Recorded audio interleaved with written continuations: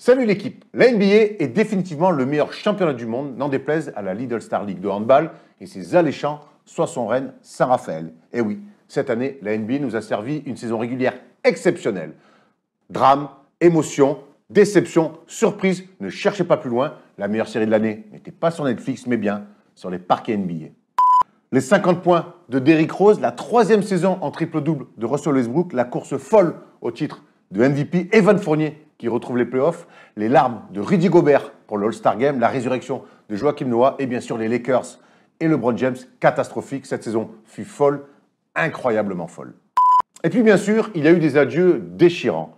Le premier qui me vient à l'esprit, c'est Carmelo Anthony et son farewell tour dramatique de 10 matchs avec les Rockets. Non, plus sérieusement, les adieux de Wade et Nowitzki furent magnifiques, fabuleux. Des moments uniques comme seule la NBA sait nous offrir. Et comme une lycéenne qui danse avec son amoureux au bal de fin d'année, j'aurais voulu que cette dernière danse avec Wade et Nowitzki ne s'arrête jamais.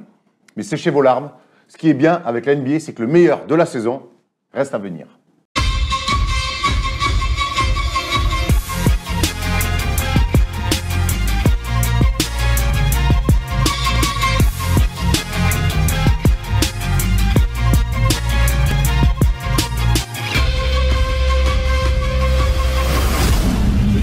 Salut l'équipe, on est jeudi et le jeudi c'est le First Day Show et samedi c'est même les playoffs. La saison régulière a rendu son verdict et on reviendra longuement bien sûr dans cette émission sur le bracket. Comme chaque semaine il était avec moi, il a vécu 2 dernières nuits compliquées au niveau émotionnel.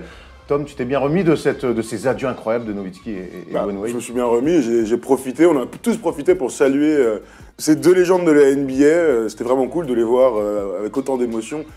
C'est cool le sport quand même. Cette semaine, Steph n'est pas là, mais on reçoit un invité et on ne savait pas à la base qu'il était fan de NBA et Dieu sait que pour l'instant, il est fan de basket. Il va même jouer tous les midis tout seul shooter. Pierre Cross avec nous. Merci Pierre d'être là. Vous réutilisez les infos que je viens de vous donner. Exactement, c'est ce qu'on appelle du journalisme de précision. Ouais, c'est fort. Bonjour. Ouais, ça va? Bienvenue. Il y a beaucoup de gens qui te connaissent certainement pour ce que tu fais sur ta chaîne YouTube, mais peu savent finalement que tu es un vrai fan de basket. Ouais, j'en parle pas souvent. J'en parle un peu en story et tout, je dissimule des indices. Mais je me dis c'est tellement loin de ce que je fais sur ma chaîne YouTube que je vais pas saouler les gens avec ça si ça les intéresse pas. Mais j'aime bien ça. Hein. Tu vas jouer au basket, puisqu'on a joué contre toi aussi sur le tournoi des médias. Ouais. Et tu suis pas mal la NBA aussi? J'essaye. Toi, tu restes la nuit réveillé et tout? Ça m'arrive, ouais. Ouais, moi non, ça je fais pas. Mais le matin, je regarde les résumés et tout. J'essaie de me tenir au courant des classements tout le temps. Ouais. Donc tu as suivi cette fin de saison régulière assez incroyable. Tu nous parlais en arrivant de la course à la 8e place. Ouais, à l'Est, ça t'a plu ça? Bah, l'Est rendait pas fou toute la saison, mais ça s'est affolé sur les derniers matchs. Donc ça a rajouté un peu d'enjeu parce que toute l'attention était un peu à l'Ouest cette année quand même. C'est vrai que c'est souvent ça. Pendant la saison régulière, on est souvent à l'Ouest qui va avoir l'avantage du terrain, qui va être premier. Et souvent sur les dernières semaines, hop, on revient sur la conférence Est pour savoir qui va avoir les derniers spots pour les playoffs, et on a vu que c'était Détroit. On va revenir là-dessus de toute façon dans le Chacun Intime. Avant de commencer l'émission, Tom, on voulait revenir sur nos amis. Sur nos amis de Excuse My Custom. La semaine dernière, Bastien était avec nous, avec Johan. Ils sont venus nous présenter notre chaussure là qui est juste devant. Et puis on avait, oui, vas-y, n'hésite pas.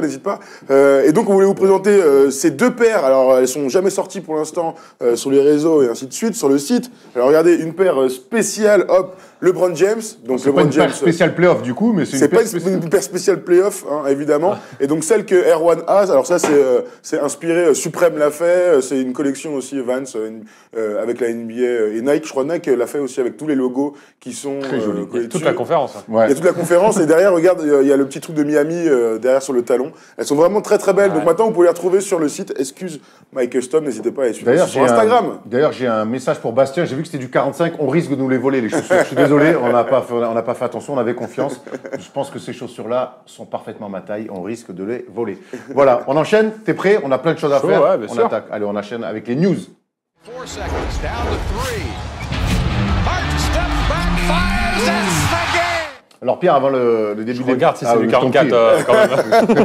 avant le début de l'émission, on parlait du tournoi des médias où j'ai dit que j'avais encore du mal à m'en remettre, Thomas aussi, alors qu'on n'a même pas 40 ans chacun, toi tu n'as même pas 30 ans d'ailleurs.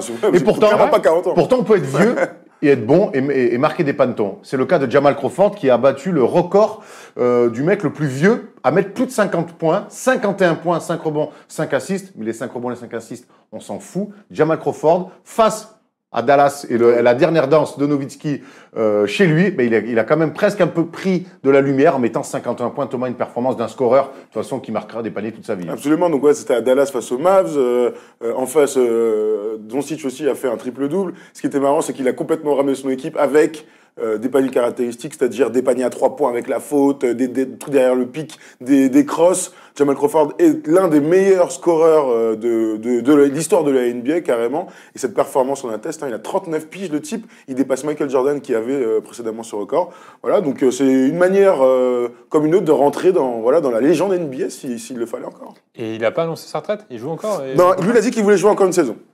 Il avait, après, alors, avec la saison qu'il vient de faire, honnêtement, il peut jouer jusqu'à 55 ans. Ah ouais, Nous, on a eu la chance de le voir à Los Angeles ouais. cette année. Enfin, la chance. Honnêtement, il fait une Attitude, saison. ouais. Il était venu quand même pour encadrer un peu les jeunes, donc les Devin Booker et autres jeunes joueurs des Suns. Ça n'a pas bien pris. Il a été un peu dans l'attitude, on l'a vu notamment à chaque fois. Il s'en bat les couilles. Hein. Ouais, il s'en bat On les sait que c'est un scoreur. On sait que c'est un scoreur, un mec qui est assez axé sur ses propres performances sur lui-même. C'est pas quelqu'un qui diffuse collectivement. Ça reste un bon gars qui est assez apprécié dans le vestiaire. Absolument. Mais je pense pas que ce soit un mec qui emmène les gens avec lui. Voilà, ce qu'il faut faire, c'est ce qu'on voit dans le Barco. C'est donner-lui la balle et puis il va marquer des paniers. Voilà, c'est ce qu'il sait faire de bien, mais oui, il fait pas une grande saison, notre ami. Non, après, on va pas lui enlever sa carrière. Pas il du est tout. potentiellement le meilleur 6e homme de tous les temps. Tu vois, on pourra en discuter. Il est facile top 5. Il a quand même inventé un move, hein, son shake and bake hop dans le dos. Il l'avait fait à New York à plusieurs reprises. C'est un joueur à part. La street qui vient sur le terrain NBA, donc voilà. Moi, je lui enlève absolument rien. Alors oui, il a jamais défendu. Oui, enfin, tu sais, il y a plein de trucs comme ça. Non, mais c'est un top joueur, un talent. Joueur de street. Joueur de street. Joueur de street. Pas que quand même, parce que le joueur de street, on en a vu se casser les Ouais, dents. mais Est-ce que ça- c'est un gars à 39 ans qui peut peut-être rendre service à une équipe qui a d'autres ambitions que les Suns en sortie de banc? Ah, je dois répondre à ça. Ben C'est oui. compliqué la question. Est-ce qu'un mec. Elle est très, très un mec, compliquée, il a- je pensais il a- que t'allais- il a 39 Ah, ans. si tu veux, Il a je peux 39 ans, dire. il met 50 pions. Bah oui. On sait qu'il est toujours capable de mettre des paniers. Et on voit que des fois, le banc, notamment en playoff, peut faire basculer. sûr. C'est un mec qui peut apporter des choses. Encore? Tu veux que j'y réponde ou tu veux? Bah, je crois que tu serais meilleur pour ça. Parce Non, que mais je sais pas. après, moi, je veux ton Bah, avis aussi. Bah oui. J'imagine que c'est important d'avoir un joueur d'expérience quand tu vas en playoff, qui a quelques équipes cette année qui sont un peu jeunes pour les playoffs, et ça aurait été bien d'avoir, même si c'est sur le banc, ne serait-ce que pour les vestiaires, d'avoir un mec qui rassure un peu, qui donne un peu son avis. Et puis, Ouais, c'est clair. C'est une très bonne réponse, Pierre. C'est vrai, elle est bien. Ben oui, elle est bien. Ouais, je pense tu vois, je pense que c'est une équipe. Je sais pas, moi. C'est pas une question piège, hein. Tu sais, je pense que c'est une équipe comme Brooklyn, par exemple, les Nets. Ouais, ouais, Une c'est équipe- Voilà. Voilà, Pas tu du vois, tout, je pense que c'est ça. qui est une équipe très jeune, qui fait des bonnes choses. Je pense qu'en sortie de banc, par exemple, ils vont se manger Philadelphie, ça, au premier tour. Quelque part, si c'est un match un peu serré et que les jeunes sont un peu pris par la pression et par la défense des Sixers, tu fais sortir un Jamal Crawford du banc. Il peut décanter les choses, mettre 2-3 paniers à 3 points et relancer la machine. Absolument. Ça peut être ce genre de profil-là d'équipe. Absolument. Dites-nous, vous, dans les commentaires, comment vous voyez la fin de carrière de Jamal Crawford. Est-ce que, dans quelle équipe il pourrait rendre service, une équipe jeune? J'ai une question, moi. Vas-y. Oui, je t'en prie, vas-y. Il n'a pas fait un match, parce que des fois, il y a des joueurs qui font des matchs pour leur stade, pour marquer un peu, pour le record. Sa et tout. carrière a été faite pour ses stats, hein, Ouais, c'est Jamal vrai, Crawford. Mais vous avez vu le match, Ouais. ou un gros résumé, c'est... Ouais. Moi, j'ai vu le match. T'as pas l'impression qu'il a un peu tiré la couverture pour Alors, faire ses... Sur la fin, oui. Mais Ouais. bon, en fait, le truc, c'est que quand tu mets 50, t'es dans un bon soir, quoi qu'il arrive, et que Ouais. tu commences à enchaîner un point, un panier, deux Il a paniers, trois pas- paniers. Il n'a pas un pourcentage dégueu. Non, et Non, surtout, il y a il pas- ramène son équipe. Ils sont à moins 20 On à a un les moment stats, donné. là, Paul Pellerman. Ils sont à moins 20 à un moment donné, et c'est lui, tu sais, il enchaîne des 3 points, il enchaîne des gros paniers, et finalement, il recolle dans le match, et finalement, Dallas gagne sur la toute fin. Voilà, c'est. Sans dire que, tu sais, à un moment, il a 49 points, il reste une action, boum, il va mettre un lay-up, il a 51. Voilà, ça fait partie aussi du jeu en NBA. On sait que, tu sais, bien quand sûr. t'atteins ce genre de niveau, Après, ben, ça fait partie du tirer jeu. la couverture sur lui-même, Jamal Crawford, c'est son style de jeu. Jamal bien Crawford, sûr. c'est donnez-moi la balle, je vais aller marquer un panier. Il est rarement en train de, ça lui arrive, mais de prendre des écrans où on met des systèmes pour lui. Il y a des joueurs qui ont besoin de ça. J.J. Redick notamment, par exemple, ou Landry Shamet des Clippers. Là, c'est un mec, on lui donne la balle, il crée, il va marquer. C'est aussi la force de ce joueur. Il n'y a pas que des défauts, hein. Il défend Peanuts. C'est pas le plus grand des passeurs, mais par contre, il met des pantons. Tout à fait. On enchaîne avec une moins bonne nouvelle, pour les Warriors en tout cas, c'est la blessure de Steph Curry. Et Steph Curry qui s'est tordu la cheville droite, il me semble, elle est partie un petit peu toute seule. Ah ouais. Et forcément, Tom, quand on pense Steph Curry, cheville, on est forcément inquiet et on repense aux galères qu'il a eues en début de carrière. Absolument. Paulo, est-ce que, avant de mettre le tableau, tu peux remettre cette photo en plein écran, s'il te plaît? Regardez les chevilles de Steph Curry. C'est incroyable d'imaginer, sachant que derrière, juste en dessous, il est strappé, donc le gars. Alors oui, il a des faiblesses sur les chevilles, on ne les découvre pas maintenant. Tout son début de carrière a été semé d'embûches justement à cause de ces blessures-là. On imagine à chaque fois qu'il est un peu laissé qu'il est tranquille par rapport à tout ça. L'année dernière, il rate, 20 matchs ou 25 matchs à cause, encore une fois, des blessures à la cheville. Il a subi des opérations et tout. On est un peu inquiet. A priori, c'est pas très grave non plus pour le début des playoffs. Mais c'est toujours inquiétant de voir des mecs qui se pètent, tu sais, sur un dribble, il prend un pick and roll, boum, le gars se fait une entorse. Ça fait un peu peur. C'était solo là. C'est solo. Ouais, Il marche pas sur un pied, par exemple. Pas vraiment eu de contact. Non, mais c'est solo, complètement solo. Alors que là, on est en train de voir justement les matchs ratés à cause et les nombres d'entorses ou opérations qu'il a subi depuis le début de sa carrière. C'est quand même ce qu'on appelle un blessé chronique, vraiment à la cheville. Pierre, tu nous disais avant, quand on prépare l'émission, que tu aimais bien les Warriors, mais que tu pouvais pas être fan parce qu'ils étaient presque trop forts. Bah, c'est difficile de dire je supporte les Warriors dans le sens où tu sens qu'ils n'ont pas besoin de support là. Ouais, ça c'est vrai. Ouais. Mais justement, si on imagine, alors les news ont été plutôt rassurantes, ils devraient commencer les playoffs, mais on imagine qu'une blessure grave de Steph Curry, ça change la donne chez les Warriors. Bien sûr. Mais après, c'est mon joueur préféré dans la team, donc ça joue aussi. Belle saison, notre ami, 27,3 points par match. Il ne sera pas MVP parce qu'il y a deux monstres qui se tirent la bourre. Mais on voit quand même des stats qui clairement de MVP. Justement, petite parenthèse, toi, sur la course MVP entre Harden et Antetokounmpo, tu as une préférence? Bah, je sais pas prononcer Yanis, donc. Yanis, ça marche, hein. Ouais. Je trouve tellement ouf ce qu'a fait Harden que ce serait dommage de pas le récompenser. Je sais même pas si c'est pas un record, non. Il a plus de 36 points, ouais, c'est la première fois qu'on voit ça depuis Jordan. Ouais. Il a 30 ans. Kobe, 35 points, lui il a 36, donc c'est encore au-dessus. Hein. Jordan avait fait 37. Jordan avait fait 37, ok. Donc, ouais, bon après. Plus Tim Harden. De quoi? Plus Tim Harden. Ouais, quand même, pour un peu l'exploit statistique, même si souvent aussi il garde beaucoup de ballons et c'est critiquable, hein, mais en tout cas, ouais, pour plus Tim Harden. Ouais. Puis il fait gagner son équipe, accessoirement. Ça, il fait gagner son équipe. Parce que là, les Rockets, ils arrivent. Autant ils ont eu une saison compliquée, ils ont eu du mal à se mettre en place avec les blessures, notamment de Chris Paul. Je pense qu'ils arrivent en playoff là, plein badin. Bien sûr. Et c'est redevenu, pour moi, alors que je pensais que c'était OKC, c'est redevenu l'outsider numéro 1 de cette conférence Ouest pour les Warriors. Après, pour revenir sur les blessures, on est quand même dans une phase où les blessures vont compter double, et je pense évidemment à Marcus Smart. C'est la news d'après, bien vu. Voilà, Marcus Smart qui donc devrait manquer les deux premiers tours des playoffs. On parle de 4 à 6 semaines. C'est un truc aux abdos. C'est une catastrophe puisqu'il est l'âme de cette équipe de Boston. D'accord. Mais moi, je pense que dans l'attitude, c'est le meilleur Celtics de la saison. Dans l'attitude. Oui, c'est pas le meilleur en termes de niveau. Évidemment, au niveau des stats, mais par contre, c'est celui qui défend tout le temps quand ça va mal. C'est tout le temps celui qui essaie d'insuffler quelque chose de nouveau. Il est venu dans le 5, il met des gros tirs. On se souvient, il sortait du banc, il est venu dans le 5. Et je crois que c'est une blessure terrible pour les Celtics. Tu as suivi un petit peu, Pierre, la saison des Celtics? La saison des Celtics, c'est un peu. Je sais pas. On les attend. Ils finissent 4e de la conférence Est. En plus, ils jouent Indiana, donc c'est un gros match. Qui a pas Oladipo. Ouais, donc, ils sont censés être au-dessus. Ouais, okay. Après, tu vois, s'ils se font peur, c'est toujours pareil. Hein. Ça peut être une rampe de lancement, ce premier tour face à Indiana, qui est une bonne équipe, hyper collective, qui défend bien, qui est bien coachée et tout ça. Maintenant, sans Marcus Smart, on peut se poser la question de soit tu gagnes 4-0, 4-1, tu te rassures, et pour le deuxième tour, avec a priori, donc ce sera contre les Bucks, donc au deuxième tour, ce sera très difficile de jouer contre eux, ou alors tu te fais peur, tu sais, t'as 4-2, 4-3 sur un 7e match, tu flippes un peu, et là, on aura tous les doutes que tu as depuis le début de la saison qui vont se concrétiser. Moi, j'ai l'impression que dans l'équipe, déjà, il s'est pas passé ce qu'il aurait dû se passer sur une saison régulière de construction. Tu m'as toujours dit, oui, mais les playoffs. Et on y est maintenant. Non, mais on y est en playoffs, et j'ai pas l'impression quand même qu'ils aient beaucoup de certitude, et en plus, l'un des leaders, mais pas au niveau des points, mais d'ailleurs, ça compte, c'est un peu le Draymond Green, tu vois, des Celtics, et qui se pète comme ça sur 2 tours, donc c'est dire que même face à Milwaukee, il pourrait être absent. Ouais. Énorme coup dur. Énorme coup dur pour les. Dites-nous, vous, comment vous voyez les Celtics en playoff? Mais honnêtement, moi, je suis très circonspect, comme on dit. Très belle utilisation. Il s'est blessé comment? J'ai pas vu. Il s'est une blessure aux abdos. Aux abdos, au dos. Il a dû faire trop de. Ou en match, il a dû prendre un coup.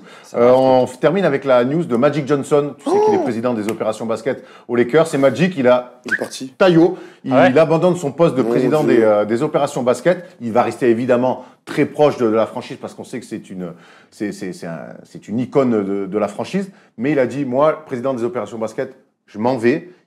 Il a eu un discours très policé par rapport à Jenny Buss et tout. Oui, on va réexpliquer la situation. Donc on parle, c'est juste avant le dernier match des Lakers. Il convoque les journalistes pour une conférence de presse un peu improvisée. Donc personne ne sait exactement ce qu'il va dire. Et voilà ce qu'il dit, notre ami. J'étais plus heureux quand je n'étais pas président. Quand tu dois faire des trades, tu ne peux pas être heureux. À cause des amendes, je ne pouvais plus aider les joueurs qui me le demandaient, comme Westbrook, que je n'ai même pas pu féliciter sur Twitter. On aurait parlé de tampering. Alors tampering, c'est vraiment lorsque tu es en poste dans une franchise, t'as pas le droit de draguer un autre joueur. Par exemple, mais t'as pas le droit de parler des autres joueurs en général même. Je me souviens que cette saison, il avait voulu parler à Ben Simmons après un match. Et il s'était fait reprendre de voler. Il y a eu une enquête. Il y avait une enquête parce qu'on parlait justement de draguer Ben Simmons pour les saisons suivantes. Donc c'est un coup de massue. Il a aussi dit je fais cette conférence de presse avant d'en avoir parlé donc à Ginny Buss, la propriétaire, et à Rob Pelinka, on va dire son ami et donc GM des Lakers. Donc ça laisse un trou béant. Mais tu te rends compte qu'en fait, il n'était pas fait pour ce poste, pas d'un point de vue des compétences. Mais il n'était pas fait parce que lui, il veut diffuser à toute la NBA dans son ensemble, il veut donner des conseils aux jeunes des Lakers, et que se restreindre justement à ce poste-là, eh bien, ça ne lui plaisait pas. Moi, j'entends, mais au niveau des compétences, je ne suis pas tout à fait d'accord avec toi. La gestion du cas Anthony Davis, je pense, lui a mis une balle dans le pied, voire dans le genou. Mais ça, on ne sait pas exactement ce qui s'est passé. Tu as suivi un petit peu cette affaire ? Il a été beaucoup critiqué à cette époque. Bien sûr. Je pense qu'une légende comme ça, il doit se dire, mais à quoi ça sert de me mettre en danger publiquement ? Ça, c'est vrai, t'as raison. Alors que voilà, c'est un mec qui a une super image dans le monde entier, et cette année, ça écorche sa légende pour une décision qui... après, j'ai pas suivi le détail. De toute façon, toutes les méga stars qui se mettent dans des postes de dirigeants se mettent en danger. On se souvient de Michael Jordan avec les Washington Wizards. Ouais. C'est Jordan, et il se fait démonter quand il choisit Kwame Brown en premier tour de draft, même quand il joue lui encore qu'il est dirigeant en même temps et qu'avec Rip Hamilton ça se passe pas mal, il se fait critiquer. Donc c'est vraiment, et tu as raison Pierre, des postes où tu te mets en danger. Tu te fais critiquer quand tu fais n'importe quoi, parce qu'on a plein d'exemples. Asia Thomas, qui coach ou dirigeant au Knicks par exemple, s'est fait défoncer. On peut penser aussi à Larry Bird qui lui par contre a fait du bon travail du côté d'Indiana. On peut penser évidemment à Jerry West qui à chaque fois qu'il est dans une franchise ça se passe très bien. En ce moment il est aux Clippers et tout va bien. D'ailleurs si Jerry tu nous entends, n'hésite pas à changer de franchise pour aller aider ta franchise des Lakers, ouais, clairement. Donc il y a plein d'exemples comme ça, c'est une réalité. Après faut pas oublier que c'est un businessman, c'est une superstar même du business. Il est blindé, il a plein de trucs à gérer et la rumeur il y a les Starbucks, hein, il a mis du pognon dans Starbucks. Je sais pas si c'est Starbucks, ça c'est peut-être le Shaq, hein. Ou peut-être les deux d'ailleurs. Non, je crois que c'est. Mais en tout cas, le Shaq, c'est sûr. Bref, tous les deux. Il y a une réalité, c'est qu'apparemment, donc, il est très pris par son métier de businessman, on va dire, et qu'il était très peu souvent au bureau des Lakers. Donc en fait, lorsqu'on avait besoin de lui, il était soit en train de travailler sur autre chose, soit aux Bahamas en vacances. Donc au bout d'un moment, tout le monde s'est dit, mec, gros, c'est un travail à temps plein d'être président des opérations basket aux Lakers, donc il faut réfléchir à tout ça. Je pense mine de rien que c'est une situation gagnante-gagnante. Les Lakers vont pouvoir se retourner, trouver quelqu'un d'autre, recréer une hiérarchie. J'ai une info first team, c'est que LeBron a envoyé son CV pour être président des opérations basket aux Lakers. Tu as double casquette, ça le gêne. Tu sais que d'ailleurs, j'ai écouté Skip Bayless, il disait, ça lui posait aussi problème que LeBron prenne autant de place au sein des Lakers, alors que ça devrait être lui un peu, sans parler du visage sur le terrain et tout, hein, mais du visage de trucs. Là, LeBron était un peu au-dessus dans les décisions, et donc c'est peut-être ça ce qui l'a poussé aussi à partir. Tu m'en diras tant. Bah ouais, tu m'en diras. Est-ce que cette saison des Lakers, Pierre, elle est ratée? Ouais. Est-ce que le fait qu'un mec comme Magic Johnson, mine de rien, qui était président des opérations, se barre comme ça montre quand même que c'est un bordel incroyable, que cet été, il va falloir encore tout construire. Qu'est-ce qu'on retient d'une saison? Il y a un peu tout, même la fin de saison de LeBron qui joue plus. Qu'est-ce qu'on retient d'une saison qui était censée partir voir Wade? Il y allait du coup. Hier, on va en parler. À Brooklyn, ouais. Qu'est-ce qu'on retient d'une saison comme ça où on était censé commencer à construire? Le coach va sauter, le président des opérations basket se barre. Ils font pas les playoffs. On ne sait pas au niveau de la free agency ce qui va se passer. Est-ce que les gens vont... On a l'impression que c'est une année vraiment où ils devaient faire un pas en avant, ils en ont fait 3 en arrière. Hein. Ouais. Et en plus, moi je trouve que ça écorche la carrière un peu de LeBron, quoi. Ça, dans le débat, quel est le meilleur joueur de tous les temps Pas faire les playoffs, c'est 4 ans. Ouais. C'est pas beau. Hein. Il y a un dernier petit truc sur Magic là, qui part. Alors apparemment, Ginny Buss a laissé la possibilité à Magic de virer Luke Walton et il n'a pas pris ses responsabilités justement et donc ne l'a pas fait. Donc il y a un flou incroyable sur le rôle qu'il avait, sur alors oui aussi les compétences, mais surtout les décisions qu'il avait à prendre, qu'il n'a pas prises ou qu'il a fait l'inverse. Bref, alors sachant qu'on avait entendu... Pourtant on sait qu'il lui a mis des roustes à Luke Walton. Pourquoi il le vire pas? Alors si tu as le feu vert en haut, tu vois, c'est très étonnant cette affaire. Pour prendre qui les rumeurs qu'il y a eu, c'était par exemple, il y a eu des rumeurs sur Jason Kidd. Tu vires Luke Walton pour peut-être que tu peux mettre un intérimaire et justement réfléchir. Tu vois, Bref, en tout cas, voilà, il part et encore une fois, je pense que c'est gagnant-gagnant. Va falloir, par contre, retrouver des gens dans les bureaux. En tout cas, bon courage cet été parce que c'est un bon bordel. Hein. C'est un bordel monstre. Je sais pas qui va venir, peut-être Kairi, mais on verra si ça se passe Il y a bien. ces rumeurs-là. Pardon? Il y a des rumeurs sur Oui, Kairi il serait chaud. Il a dit qu'il serait prêt à rencontrer les Lakers. Hein. Quand même fou, il s'est barré de Cleveland c'est parce ça. qu'il n'en pouvait plus de LeBron. voilà. Il va chez les, il va Ouais, chez mais il les- fait meilleur à Los il va Angeles. chez les Celtics, il fait 2 ans, il veut revenir à Los Angeles jouer avec LeBron. Moi, la schizophrénie est une maladie grave, les amis. Ouais, hein. c'est clair. On a fait le tour des news, c'est le moment de sortir les mouchoirs parce que cette semaine, le focus est dédié forcément aux adieux de Dwayne Wade et Dirk Nowitzki. C'est pas possible. They do have a timeout. Decide not to use it. Curry, way downtown. Bang! Bang! Les deux dernières nuits de cette saison régulière ont été fortes en émotion parce qu'il y a d'abord eu Dirk Nowitzki à Dallas qui a fait son dernier match et qui a annoncé, parce qu'il n'avait pas annoncé de manière officielle que c'était pour lui son dernier match à Dallas et donc sa dernière saison. Et de l'autre côté, il y avait Dwayne Wade, mais là on le savait, qui a fait aussi son dernier match à Dallas. À Miami, pardon. Et pour l'un comme pour l'autre, ça a été deux matchs réussis. Pierre, t'as regardé ces 2 matchs particuliers? Non, j'ai pas regardé ces matchs. T'as vu les résumés? Ouais. Même pas. T'as vu quand D'accord. ils ont pleuré? J'ai vu quand ils ont pleuré. Ah, Tu c'est vois, l'essentiel. je savais que t'avais vu. C'est l'essentiel. Comme Tom, ça a été vraiment ça a été très fort en émotion. Et en plus, tu vois, ils n'ont pas joué 5 minutes en mettant 4 points. Et les deux, ils ont bravo. fourni terrible. Hein. C'est fou parce que la NBA, de toute façon, le storytelling américain, c'est des choses, même si on les imagine en France, on n'y arrive pas de toute manière. C'est vrai que c'était dingue d'imaginer donc ces 2 méga légendes de la NBA faire d'abord leur dernier match à domicile. Donc on savait qu'il y aurait des hommages, on savait que la salle serait pleine, on savait, mais même quand ça se passe, t'es là à regarder. D'un côté, D. Wade, son fils, vient prendre le micro pour l'annoncer, donc le passage de témoin est merveilleux.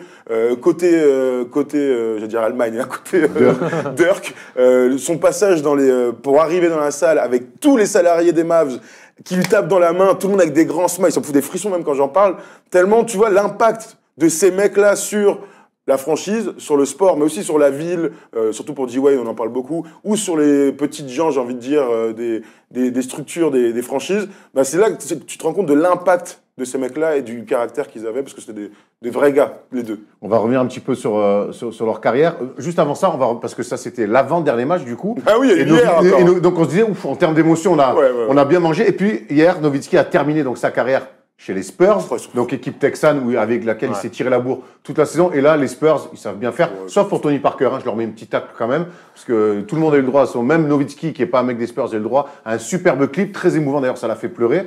Et pareil, il a fait encore pleurer. une fois, Il était en larmes, genre, tu sais, c'est fou. il était en larmes profondes. On a l'impression, finalement, que quand c'est tes adversaires qui te saluent comme ça, c'est presque plus fort. C'est presque plus fort que quand c'était que ça vient de ton propre camp. Tu t'es Ça d'accord fait avec tout, ça? ouais, bah, bien sûr. Surtout que là, c'est un club, effectivement, c'est le derby local. Le Quoi. rival, ouais. Ouais, donc c'est beau. Bah, c'est beau et... Parce que tu pourrais t'attendre limite à une bronca, limite, à te ouais. faire ruer, en disant ça y est, on a terminé avec toi. Non. Il y a beaucoup de respect, en fait. Hein, Ouais. Mais en fait, on a adoré ça. Alors, Popovic est le meilleur, il l'a pris dans ses bras, il y a eu tout ça. Mais c'est vrai qu'en fait, c'est à la réaction du joueur, tu te rends compte à quel point il devait y avoir une atmosphère folle sur ce match donc à l'Etihad Center du côté de San Antonio. Putain, quand les gars s'effondrent comme ça, parce que je pense tu sais comme quand on te dit t'es en train de mourir et je sais pas quoi, tu vois toute ta vie défiler devant tes yeux, bah ça doit être un peu ça. Il doit se dire putain ça y est, c'est la fin du chemin, ça fait 20 piges que je suis là et je suis salué par mes rivaux. Ouais, j'ai accompli quelque chose d'incroyable, même quelque chose qui a complètement dépassé mes attentes. On en est là pour ce type. Et accessoirement, il met 20 points. Il fait 20 et 10 encore. Il fait 20 et 10. Papy.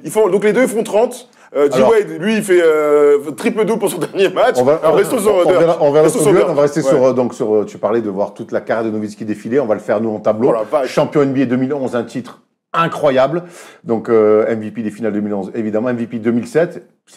Et ce titre de MVP 2007 de Nowitzki, alors c'est incroyable, c'est le premier Européen à être MVP NBA. Mais le seul, ouais. Et quelque part, il a un goût amer parce qu'on sait qu'ils se font sortir au premier tour par les Warriors et que ce titre de MVP, on lui remet dans les vestiaires. Il y a quasiment pas de cérémonie. Non, mais ils sont sortis. Il est éliminé. Non, c'est juste qu'avant, il est déjà éliminé. Voilà, après, il est déjà éliminé. de presse. Voilà, c'est catastrophique. C'était pas comme maintenant. Enfin, tu vois, quand tu as un titre de MVP, en général, tu es en plein playoff. Il fait pas le fier, attention. Il est pas en train de dire ouais, trop bien, je suis MVP. Donc tu as la joie d'être MVP, mais très tôt, tu as cette déception terrible, sachant qu'ils perdent en finale l'année d'avant, en 2006, face à Dwayne Wade et au Heat. Ouais. Donc on se dit que le wagon est passé presque pour Dirk Nowitzki. Ça ne sera pas le cas puisqu'en 2011, il sera champion NBA, le meilleur Européen de tous les temps. C'est comme ça qu'il est considéré. Tu es d'accord avec ça? Je pense qu'il n'y a pas trop de... Ouais, bien sûr. Il y en a Après, d'autres, hein, mais... Oui, Ouais. Pogazol, Tony Parker. Même Tony Parker, on pourrait dire... Mais alors, en le tant que meilleur Français, européen, le européen en NBA. Ouais, en moi, NBA. mais après, même, il se défend pour être meilleur joueur européen de tous les temps. Parce qu'on C'est- oublie après, qu'avec ça- l'Allemagne, il fait vice. Il fait vice-champion en 2002, avec D'Europe. une équipe vice-champion, Et non. bronze. Il fait vice-champion d'Europe, il est MVP, et il fait médaille d'argent au championnat du monde. Médaille de C'est ça. bronze, je crois. Ouais, c'est parce que médaille de bronze. Ouais. Bah, c'est ça ce que je viens de dire, non? Non, t'as éliminé les Et donc il y a 2 fois, oui, médaille d'or, c'est sûr que non. Mais ce qui est fou, parce qu'on a vu beaucoup de comparaisons en fait avec par exemple Pogazol, avec Tony Parker, pour parler des gens de sa génération. Mais Nowitzki, donc lui qui a été MVP en NBA, donc ça veut dire qu'à un moment donné, à un instant T, c'est le meilleur joueur du monde. Ce que n'ont jamais été à la fois Pogazol et Tony Parker. Moi, c'est toujours l'argument qu'on sort pour ce gars-là. Et il a porté une équipe d'Allemagne qui, mine de rien, n'était pas la meilleure équipe du Non. monde. Hein. De placer l'Allemagne sur l'échiquier du basket européen, Et voire mondial. c'est un exploit incroyable. Aussi. Hein, on est d'accord. Donc voilà, et moi ce que je retiendrai de lui, c'est vrai que c'est cette finale 2006 où une franchise est meurtrie, Mark Cuban et tout ça, et d'aller chercher ce titre de 2011, c'est la totale rédemption. C'est un peu comme LeBron avec Cleveland en 2016, c'est je vous porte tous et on va y aller. Alors j'ai une super équipe, hein, Jason Kidd, Jet Terry, Tyson Chandler, mais putain, waouh, soit physiquement et mentalement, ce qu'il a réussi à faire, c'était un truc de ouf. Ouais, parce que 2006-2007, c'est quand même assez catastrophique. Qu'est-ce qui t'a marqué, toi? Une chose qui te marque sur la carrière de Nowitzki? Bah, globalement, c'est son geste, son shoot qu'il a un peu inventé, que les autres prennent, qu'il fait toujours, avec la taille qu'il fait, il est incontrable. Fade away sur un pied, là. Ouais, C'est déjà fait contrer.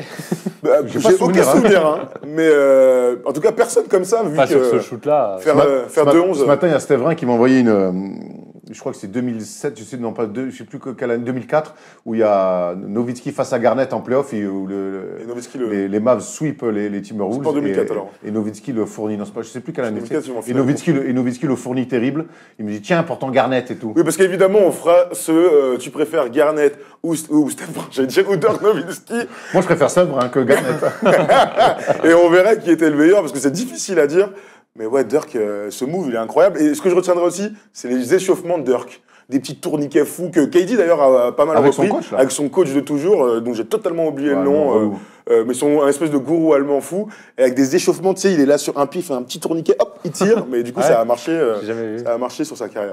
N'est-ce pas, Erwan? Toi, tu retiendras quoi du coup? Parce que tu l'as pas dit. Moi, je vais retirer 2011 parce que c'est un titre, certes, mais c'est un titre qui vient payer toute une carrière et une franchise des Mavs. Le travail fait, c'est-à-dire de croire en Nowitzki quand il arrive en NBA. On se souvient Bien sûr. qu'il est drafté d'abord par Milwaukee. Milwaukee 9e l'échange. choix de draft, Ouais. hein, il est quand même assez Ouais, mais haut. hein, Milwaukee il- l'échange très rapidement, donc on l'envoie à Dallas. qu'il avait Et à fourni Dallas, tout au le monde. début, il commence, il joue poste 3, il galère en ouais, défense et sur les mouvements latéraux. Bon, ça, toute sa carrière, Il vient des deux allemands. il se fait punir. Et il y a beaucoup, il est raillé. Et en fait, il met 2 saisons vraiment à se mettre dans le rythme. Et après, on le reposte sur le poste 4. Et là, après, ça devient honnêtement, Avec l'un Steve des Nash, meilleurs ouais. postes 4 de toute l'histoire. Je pense que tu fais Bien un sûr. top 5 des postes 4, il est largement dedans. Un MVP, champion, MVP finale, 6e scoreur Tu vois de tous les temps. J'espère qu'il est dans ton top 5. Moi, ouais, tu sais très bien que je suis un gars de Chris Webber. Il est au-dessus. Voilà. Il n'y a même pas débat, si. Non, mais non, il n'y a pas de On, débat. on adore. Y a pas de Par débat. exemple, Chris Webber, lui, se fait recaler pour la première fois au Hall of Fame, pour le Hall of Fame. Lui, il ira direct et tout le monde le portera sur son dos, même s'il est très grand et très lourd. Il s'est hein. fait recaler, Chris Weber. Ouais, il s'est Ouais. fait recaler cette saison. Ah. C'est un scandale. Et Ben Wallace aussi. Alors, c'est Holger Genschdeimer, je pense. Voilà. Bien dit en plus. hein. Ouais, je suis pas sûr. Hein. Pardon à nos amis allemands pour la prononciation. Allemand LV2. On va enchaîner avec le dernier match de Dwayne Wade, lui, qui était donc à Brooklyn. Et ouais. Et on faut pas oublier que les Miami avaient peut-être un petit coup à jouer. Bon, ça, finalement, ils se sont fait taper par les Nets. Mais c'était un match particulier parce que Dwayne Wade, c'était son dernier match, triple-double. Et surtout, il y avait ses potes, Melo, Banana Boat. Bello, LeBron James Paul. et Chris Paul qui sont venus spécialement pour ce dernier match de Dwayne Wade. On en a vu Melo presque prendre un tir en plein match. Et le public ouais. l'ovationnait, c'était un truc de ouf. C'est un All-Star Game, alors. Ouais, un peu, ouais. On s'est un jubilé, Un jubilé, de haut niveau. Ouais. C'était sympa. Enfin, on a l'impression que, franchement, ça te frustre pas. Autant Nowitzki, alors il est plus vieux, mais j'ai l'impression qu'il en a plus dans les chaussettes. Il fallait s'arrêter. Il fallait s'arrêter, bon c'est vieux très Dirk. bien. Ouais. J'ai l'impression que Dwayne Wade, putain, Ouais. il en a encore sous le pied, quoi. C'est vrai. C'est vrai que même quand tu regardes ces derniers matchs, All-Star Game et tout, t'as pas l'impression qu'il est vieux. Quoi. C'est vrai, hein. Il a que 36. Mais moi, je te rejoins. C'est Il que, a mon âge, il est 82, on n'est ouais. pas dans le même état physique. Hein. A priori, c'est le meilleur joueur de ta génération. hein, On fera une vidéo. Ouais, là-dessus. j'ai hâte de voir votre 1 contre 1 pour voir d'ailleurs si tu peux le surpasser sur un match en Ah, 21. s'il me respecte pas, je peux mettre une petite cloche. C'est vrai que finir sur une dernière saison à presque 15 points. Alors, tu vois, on peut se poser la question, et donne-moi ton avis, Pierre. Tu préfères t'arrêter avec la saison de trop tu vois, sans parler, alors, Dirk ou Kobe, on va dire, tu vois, où t'es vraiment fracassé, ou t'as été à un vrai bon niveau comme Dwayne Wade. Bah, tu restes plus dans la légende comme ça. Hein. C'est sûr que si tu as envie si tu es passionné et que tu te dis je veux jouer au basket le plus longtemps possible, de toute façon, ils sont tous passionnés à ce niveau-là. Mais je pense que Dirk, il s'est dit moi, je sers mon club jusqu'au bout de l'effort, ouais. Lui, je pense qu'il s'est dit je veux rester un petit peu, pour les gens, je veux rester dans l'inconscient, Wade en forme. Voilà. Non, ça se tient. Après, Tom, tu dis la saison de trop de Dirk, mais Dirk, déjà, il n'a pas pris d'oseille, ou très peu. Il a fait des choix. Oui, je te parle de tu vois. physiquement, moi. Et Je même, parle non, mais après, il avait des moi. rôles minimes, alors qu'à l'inverse de Kobe, il a pris gros Non, mais c'était contrat pas oui, et non, mais gros temps de jeu. Donc, Je parle pas du tout. Ça, là, tu parles le contexte et tout. Je te parle juste physiquement. Ouais. Tu vois, Kobe, s'il s'arrête un an plus tôt, on dit pas, c'est pas une mauvaise idée. Et Dirk, quand je le vois courir, quand je l'ai vu mettre son dunk, Ouais. c'est là que tu vois qu'il est long. On hein. applaudit aussi. Mais tu vois, parce que physiquement, ça, c'est la fin. Alors que, ben, tu vois, c'est juste ça. Hein. faire Je parle les pas de contexte allers-retours d'argent, quand il tout court ça. là, quand il court, ça queen. Hein. Ça parle, mais je pourrais parler de Pat Ewing, j'en sais rien, il y en a plein, Hakim, sur la fin, ils sont vraiment au bout physique. Tu vois ce que je veux dire? Donc, Ouais, mais la grande différence, c'est que Dirk, il reste dans sa franchise, qui Bien sûr, le mais- choix, tu vois. oui, non, mais bien sûr, mais j'enlève rien d'heure quand je suis pas en train de dire t'aurais pas dû. C'est trop bien d'avoir vécu ça avec lui. Mais je sais pas, Tim Duncan, tu vois, je pense qu'il fait une saison Ouais. où il est un peu moins bien, mais il fait pas la saison d'après. Non, mais il est encore là. Bah, je sais pas. Moi, il tu a- vois, j'ai même allé un peu plus loin. Je pense qu'il y a presque 2 saisons de trop pour Duncan. La dernière, non. en tout cas, elle est en trop, c'est sûr. Mais non, il est pas en trop. Oh. Il est encore dans le 5, il y a juste Aldridge à Bon, côté. il avance plus. Ouais, mais par rapport à c'est mal au Dirk, cœur. physiquement. Ah gros, Ouais, moi c'est mal au cœur, hein. non, moi, je pense qu'il était Il y a en meilleure au moins forme. bon, bref, c'est un autre. C'est un autre débat. En tout cas, on se souvient des 60 points de Kobe Bryant pour son dernier match, et on se souviendra de ces adieux simultanés Ouais. de Nowitzki et Wade. C'était quand même incroyable. Destin croisé en plus. Ces 2 derniers matchs là, comme ça. Puis c'est vrai que c'est des mecs qui sont battus les 2 en finale. Enfin, il y Ils ont a, appris à s'apprécier Ouais. aussi, ils en parlent souvent. il y a Ah ouais, vous vous amusez bien. Ouais, hein. enfin, voilà, c'est notre stagiaire Tom là, bravo. Tu peux la mettre en plein pot. Ouais, hein, elle parce que régale, celle-là. notre stagiaire Tom qui est célibataire, donc allez le voir, qui est très, très bon un en vrai Photoshop. créatif. Elle est Un vrai incroyable, créatif. celle-là. Bravo à Tom Serravino. Vous Bravo. pouvez retrouver sur Instagram, mesdemoiselles, hein, évidemment. Ou messieurs. Tu Sans sais les que coups, hein. je suis persuadé que les Américains savent le faire, et ESPN sait parfaitement le faire. Un destin croisé entre Nowitzki et Dwayne Wade, le fait qu'ils finissent comme ça, qu'ils soient joués en 2006, qu'ils soient Mais ça- rejoués en 2011, il y a moins de... C'est un docu Il y a un Netflix. ça. docu incroyable. Ou un docu En 10 First Team. épisodes. Ou un docu First Team, hein. Tu sais que nous, on se lance dans Ouais. les documentaires un petit peu. On t'en dira un peu plus en off. On a fait le tour de ces 2 légendes. On rappelle juste qu'on a fait l'année dernière, quand D-Wade est revenu, donc après un périple à l'extérieur à Cleveland et à Chicago, on a fait un petit documentaire à Miami sur du coup son retour et son impact au sein de Wade County, comme ils appellent là-bas cette area. Donc n'hésitez pas à aller regarder si vous l'avez jamais vu, ce petit doc qui est très cool, que tu as revu Ouais. il y a 2 jours et tu m'as dit que c'était vraiment très bien. Ouais, j'étais content. Des belles images, des beaux insights. Et puis on a eu la chance de poser des questions à Dwayne Wade sur son retour. Voilà. C'était bien. Je vous ai posé la question de Nowitzki, pas pour Wade, pour finir. Un souvenir de Dwayne Wade, chacun. Moi, j'ai un truc récent en tête qui me vient comme ça, c'est la passe qu'il fait à LeBron pendant l'All-Star Game, Ouais, refaite. bien. C'est clair. L'image est super belle. C'est Souvent, assez, Ouais. Puis on sent que c'est des vrais C'est des potes. vrais qui potes, ouais. Ah, s'apprécient. ils s'aiment, hein. Même draft. Ah, ça, les 4 là, Ouais. qu'est-ce qu'ils se kiffent le banana boat. C'était une blague, mais c'est une réelle amitié. J'aurais bien aimé faire la night avec eux à Brooklyn, je pense, après Je le match. pense que la night d'après, elle devait être pas mal. Et les nights sur les yachts aussi devaient être très cool. Moi, je retiendrai que c'était un joueur, mine de rien, hors norme, que j'ai adoré. Et le premier truc qui me vient, bon, son titre, c'est machin, ce truc, mais le Thomas sur Varejao, Comme ça, à là. Cleveland, là, enfin, du coup, à Miami, avec Miami contre Cleveland, il lui met un dunk, un des plus gros dunks jamais vus. Varejao, qui est quand même un baobab, le Un gars, tonton. il tombe par terre comme une crêpe, comme ça. Et je retiendrai aussi, oui, évidemment, sa mâchoire qui s'est développée au fil du temps. Ok, Dr. Phil. Moi, ce que je vais retenir, c'est Jacques Monclar hier dans NBA Extra qui m'a fait rappeler ça. C'est sa finale incroyable face à l'Espagne en 2008, dans le plus beau match hors NBA qui est de l'histoire, je pense, entre Ouais, Team ça se USA et l'Espagne. Cette finale aux Jeux Olympiques incroyable qui se termine sur 118, 107 pour les... 26, non Non, 107. 118, 107. J'ai dit, mais 26, non? Ouais, il met 27. Ah, 27. Il met 27 points et c'est le meilleur scoreur alors que dans l'équipe, il y a quand même Kobe Bryant, LeBron James, Carmelo Anthony, Chris Paul, Chris Bosh, Deron Williams, tu vois. Entre Il est autres. 6e en plus. Ouais, il est 6e. Il met 27 points. Il est fantastique. Et c'est toujours bien de voir des joueurs NBA comme ça briller aussi dans un contexte FIBA, dans un match où les Américains ont dû s'employer. Et c'est lui qui finit meilleur scoreur. Donc voilà, il a froissé la NBA, mais c'était aussi un mec avec Team USA qui a brillé et qui a connu des défaites aussi avec Team USA. Ouais, avec LeBron et Melo, de toute façon, ils ont tout fait. Hein. Ils ont fait Kata, et puis médaille d'or, magnifique. Donc voilà, on a fait le tour de ces deux légendes. Absolument. On pourra en parler encore des heures, mais les playoffs arrivent, c'est samedi. Et donc on va avoir le bracket un petit peu de ces playoffs. Dennis Rodman, if you forget all about the hair and all the tattoos, watching play basketball, Mettre le tableau. Comme d'habitude, j'ai envie qu'on attaque avec la conférence Est parce que c'est la plus belle des conférences. Oui, je sais, je suis pas objectif du tout, malgré. Tellement pas. Malgré ce que Thomas peut dire. Moi, je suis team conférence Ouest à fond. Ouais, Donc Thomas est Vous êtes à 2 contre 1, je ouais, crois. mais nous on est des vrais, Non, des mecs bien. Ouais, je sais pas, j'ai tellement changé. Alors il n'y a pas de conférence centrale, Ouais, donc Il y a une division centrale. Ou alors il y a un championnat en Suisse par contre.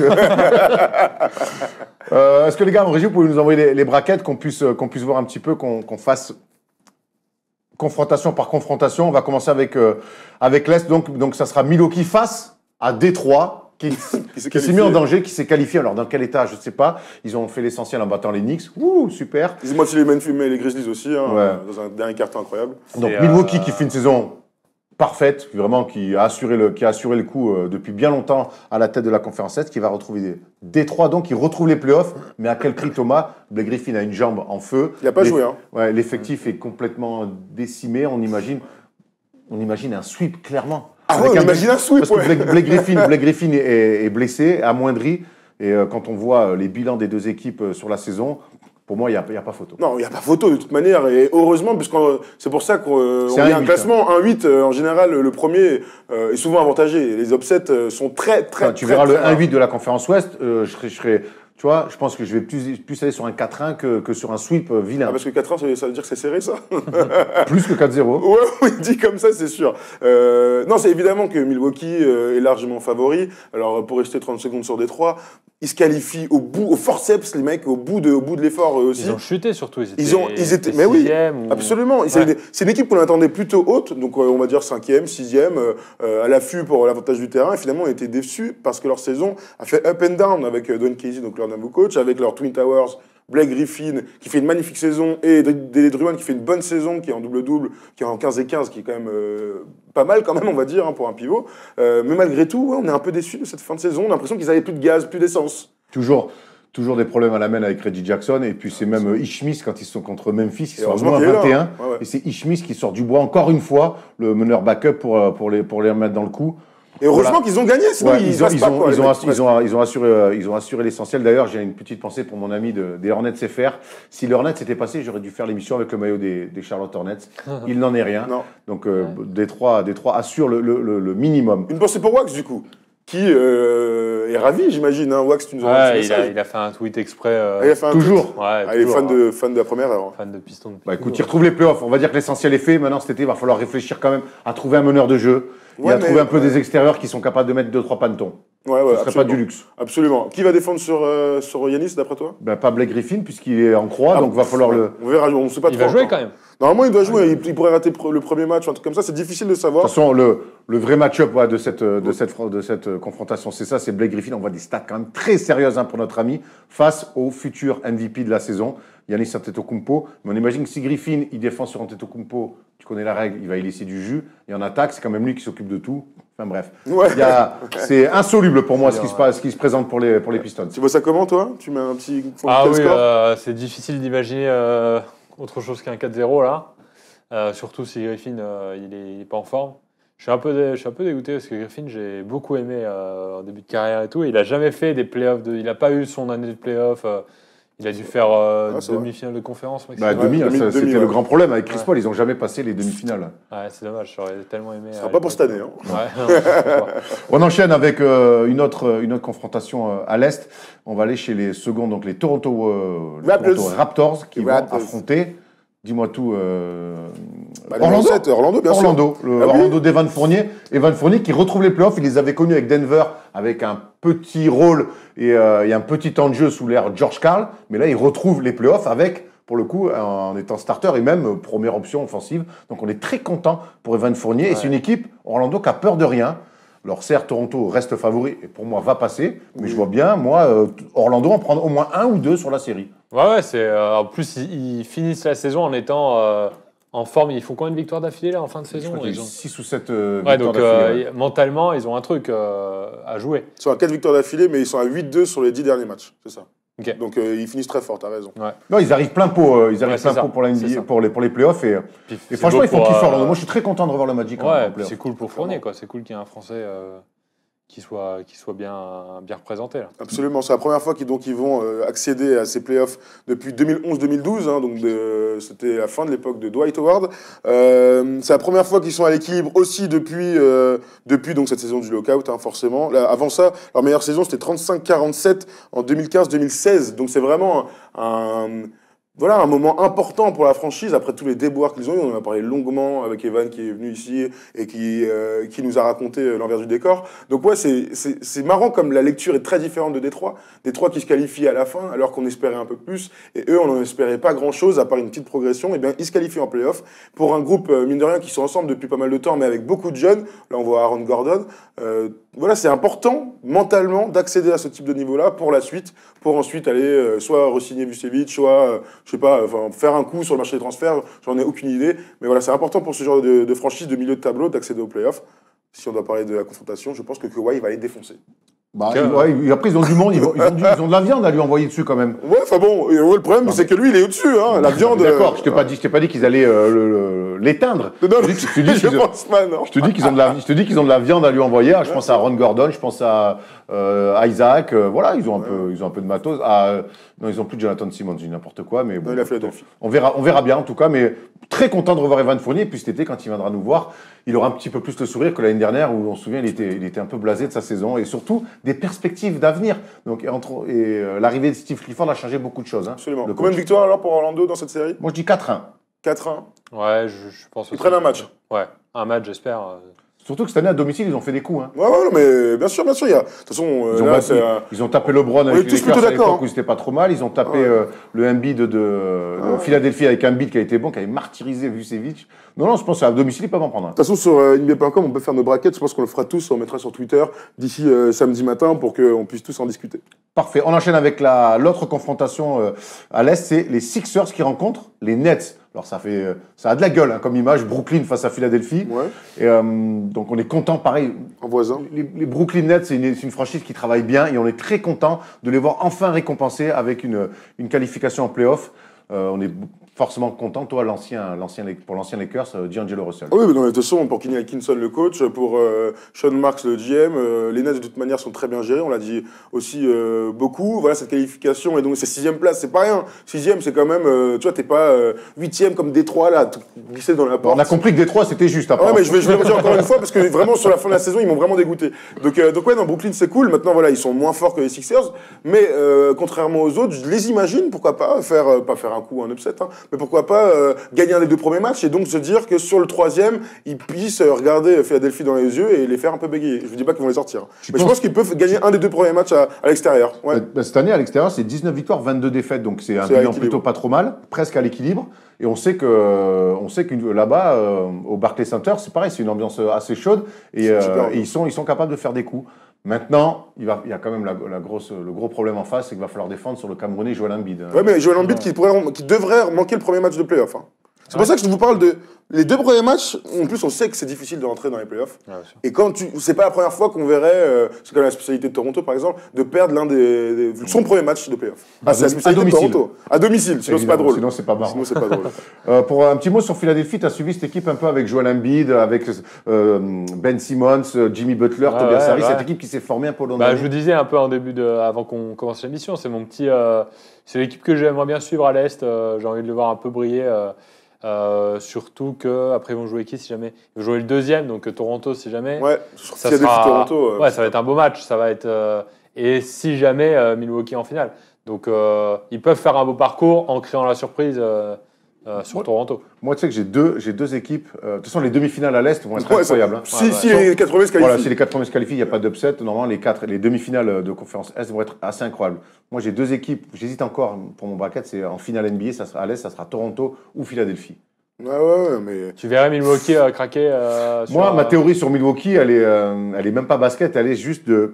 T'as jamais passé un tour de playoff avec Antetokounmpo et de jamais passer un tour de playoff, aller à finale NBA, c'est un gap énorme. Je suis pas sûr qu'il puisse le faire cette année. Voilà, c'est ma théorie. En tout cas, s'il avance vers, il aura son titre de NBA, son titre de MVP mérité. Si, il l'aura, parce que ce soit saison régulière, mais ça validerait en tout cas, c'est sûr, encore une saison régulière. Et même incroyable. une finale de conf, tu vois, ça serait bien pour Milwaukee, tu vois, ça serait un vrai pas en avant. Maintenant, je pense que eux, ils visent la finale NBA, ils ont bien raison, mais je trouve que le gap, les playoffs, c'est tellement autre chose, c'est tellement un autre niveau. Et la blessure de Michael Brogdon aussi va laisser pas mal de traces. C'est sûr, pour revenir sur la série, Polo, tu peux nous remettre vite fait, s'il te plaît, Ben Simmons face à D'Angelo Russell. Alors, a priori, ils ne devraient pas défendre l'un sur l'autre, puisque sinon, bon courage pour D'Angelo.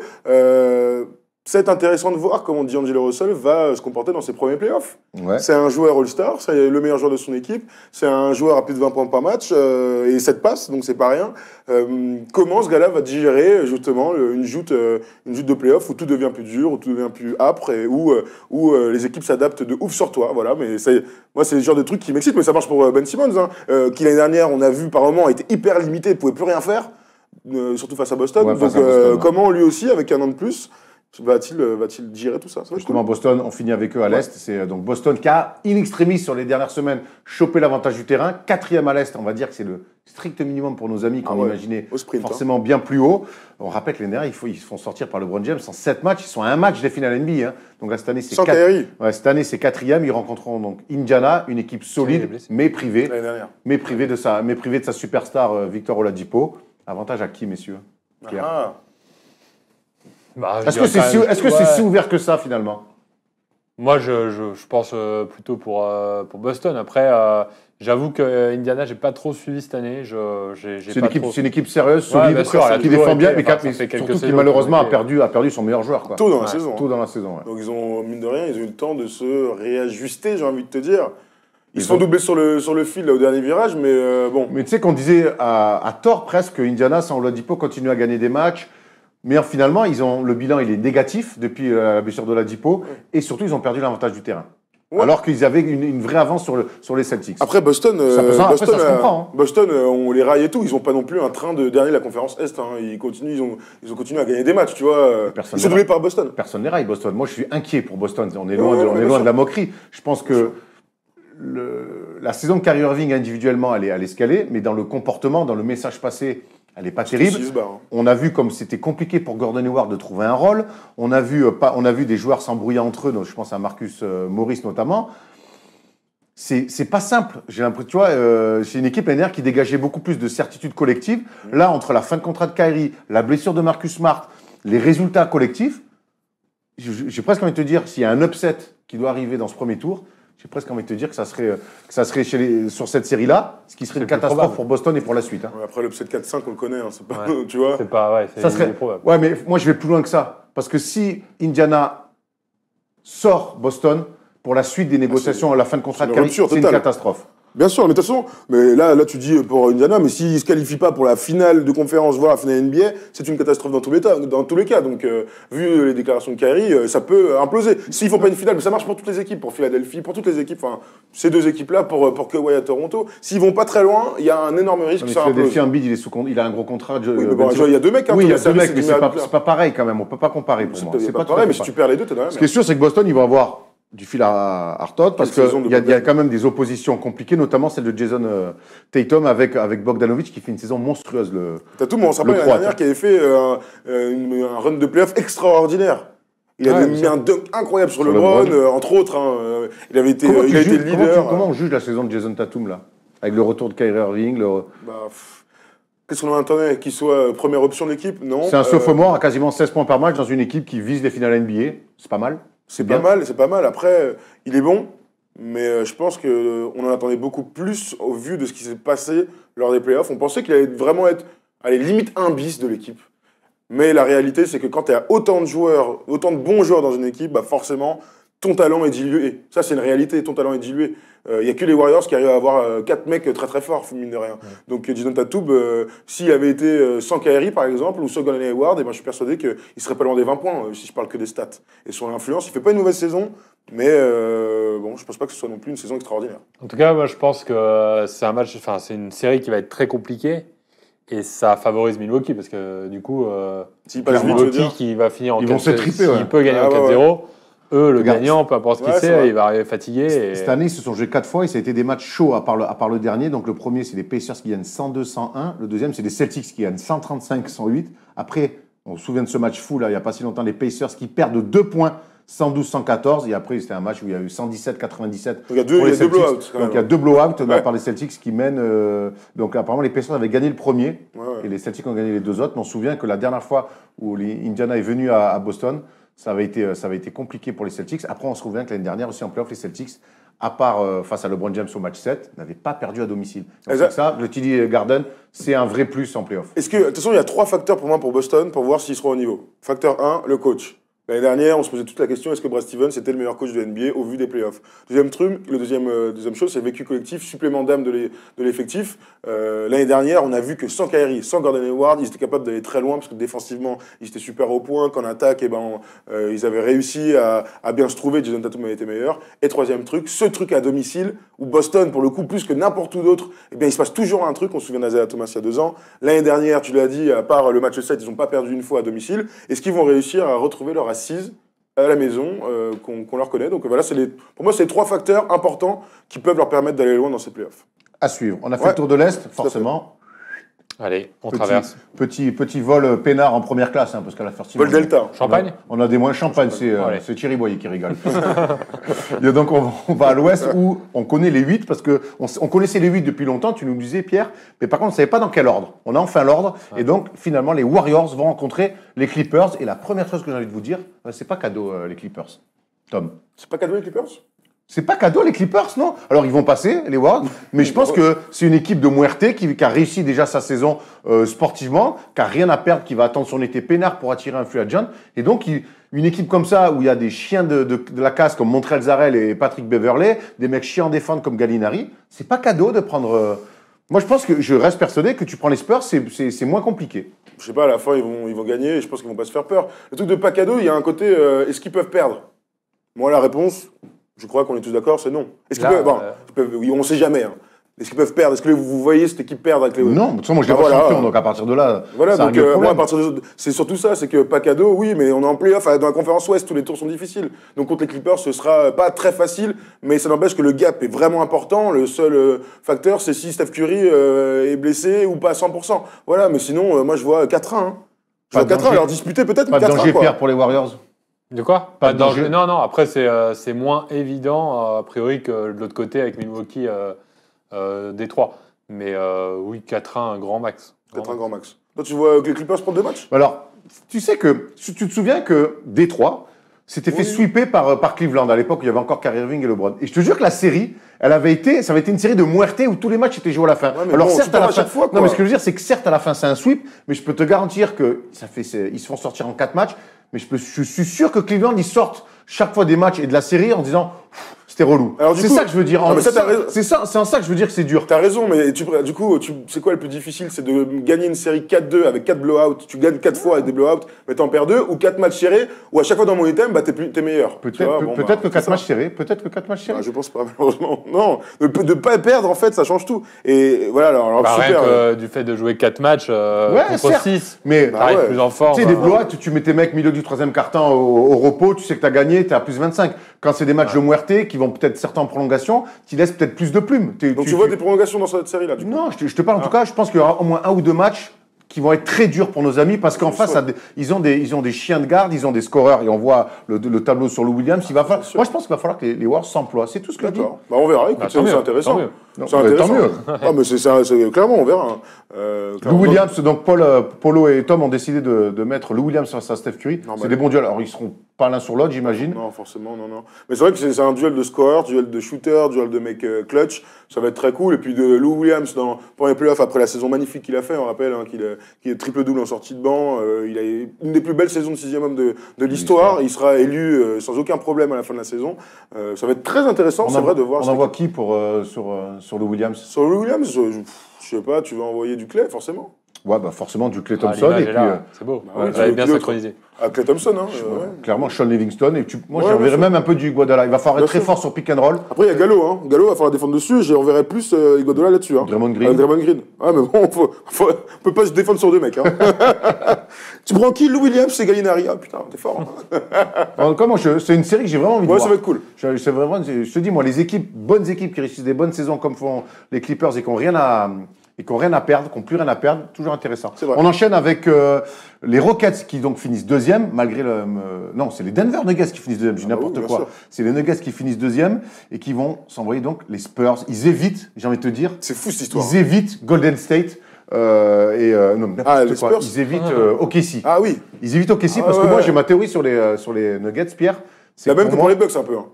Ça se rapproche. Non, parce que pour moi, les Nuggets, ils avaient le profil parfait pour se faire sortir au premier tour malgré leur super saison. Tu vois, ces équipes qui se découvrent sur une saison régulière un peu enfin, on va enfin en playoff, ça fait 3 ans qu'on attend ça, et t'arrives en playoff, à dégager. Je vois. Après, est-ce que contre les Spurs, ça va. Peut-être pas à ce niveau-là, mais match 2, ça joue au KC ou... Non, c'est C'est contre Portland ou contre Oklahoma au deuxième tour. Ouais. Après, franchement, ça va être une super série. Parce que Ouais. je sais pas si Denver va écraser. En fait, je suis persuadé que Denver va pas écraser San Antonio. Tu vois, contre OKC, il y a l'upset, nanana. Là, ça peut être une série vraiment longue avec des matchs gagnés à l'extérieur, avec des matchs d'attaque vraiment très cool, avec une découverte aussi de ce niveau-là pour le groupe de Denver. Les Spurs ont quand même pas mal d'expérience. Je parle même pas du coach. Donc moi, je vois une série longue, hein. Vraiment, peut-être Moi aussi. la En série 7. qui pourrait... Allez, en ouais, 7. en 6 ou 7, ouais, bah voilà, une série longue, quoi. ça serait bien que Popovic aussi, ça serait bien que Popovic ne se fasse pas expulser au bout de 60 secondes. En général, en On se playoff, ça rappelle arrive que la beaucoup dernière moins, fois où hein. les Spurs sont allés à Denver, Greg Popovich s'est fait expulser au bout de 60 secondes. Donc voilà, je pense qu'en playoff, il aura un peu plus, il aura retrouvé il va se tenir. ses idées.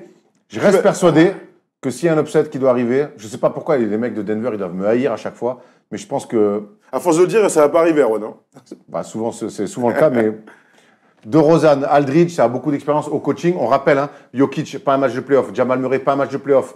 Jokic, t'as jamais joué les playoffs? Harris, Jokic, Je sais pas, non, c'est une je question. crois pas. Hein. Je vais regarder. Harris, jamais joué les playoffs. Le coach Mike Malone, jamais joué les playoffs. Et en face, quand même, tu as des mecs comme Aldridge, comme des mecs comme DeRozan, Popovic. Est-ce que tu le sens venir, ce petit upset? Moi, alors j'ai été plus pour dire pas sur ce match-là, mais par contre en match 2 Sur- contre. Sur la deuxième confrontation tour, Ouais, parce Ça- que là, ils arrivent quand même avec une grosse saison, Ouais. ils sont quand même mentalement un peu en forme et tout. Mais c'est tellement différent. Moi, je, Ouais. Bien sûr, bien sûr. Seattle qui arrive premier dans les années 90, hein, qui se fait taper par d'ailleurs Denver et Mutombo.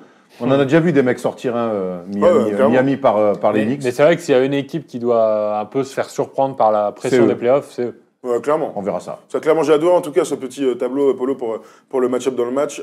Aldridge face à Jokic, deux styles complètement différents, mais deux super attaquants. Ça va être marrant de voir comment soit lui, soit Potelé des Spurs vont défendre sur Jokic, qui est clairement inarrêtable et qui est très très chiant dans un style totalement Et qui diffuse surtout, incroyable. c'est lui Ça, qu'au-delà il de marquer diffuse, des points et de prendre des rebonds et de faire des passes, tu vois, c'est vraiment le rouage essentiel de ce collectif. Absolument. Il va falloir. DeRozan, Gary Harris, très bien aussi. Ouais. Ça va être très cool. Est-ce que DeRozan Isaiah Thomas, qui Gary Harris, Gary Harris, oui, très bien. qui d'autre sinon? Non, mais et moi, je vais le petit White sur Jamal Murray, ça va être pas mal aussi. Ça va être pas mal. Mais il y a beaucoup de. Il y a des match-ups très intéressants sur des bonnes équipes de basket. C'est pour ça que je parle de matchs, pourquoi pas d'attaque, qui vont aller loin, même si j'espère qu'il y aura un peu de muerte. Normalement, les Spurs, par moment, arrivent à le faire lorsque ce sont les playoffs. Allez, on enchaîne avec la prochaine série. Les Blazers, donc qui finissent 3e, assez incroyable. Ah oui. Une énorme encore saison régulière, face à Oklahoma City. Et là, j'ai envie de vous dire, les amis, ils s'en sortent bien, nos amis du Thunder, parce qu'ils connaissent quand même une fin de saison très compliquée. Ouais, Et ils tombent sur l'équipe, finalement, et c'est terrible pour les Blazers. Ils tombent sur l'équipe que tout le monde a envie de prendre parce que Nurkic s'est blessé, parce qu'il va leur manquer de la viande à l'intérieur, même si Kanter fait un peu la maille. Quand il Et fait là- la maille, hein. et là, pour le coup, Portland, OKC, mais j'ai presque envie de vous dire que les favoris, c'est OKC. Oui, les favoris. Oui, les favoris sont OKC. Quand tu regardes comme ça. C'est un Maintenant. 3-6, tu vois, c'est quand même assez rare qu'un 6e Ouais, soit mais autant favori à c'est mes un yeux. 3-6 avec le 3e à 53 victoires et le 6e à 49. Tu vois ce que je veux dire? Ce que je veux dire, c'est que, mine de rien, dans leur malheur, donc Nurkic n'est pas là, c'est une catastrophe et tout, mais Enes Kanter peut faire le taf. Alors, il va souffrir sur Steven Adams, qui ne souffre pas sur Aquaman. Sur là. son pote. Ouais, c'est son pote. Mais du coup, t'as quand même un gars qui peut jouer à ce niveau-là, qui a déjà vécu des playoffs et tout. Donc, et d'ailleurs, qui est passé par OKC. Donc, c'est marrant, ça peut être une revanche pour le Turc. Ça va être une super série. Parce que tu as Damian Lillard face à Russell Westbrook et Russ West, comme ça c'est mieux, est capable de péter les plombs face à un gars qui est un métronome des playoffs.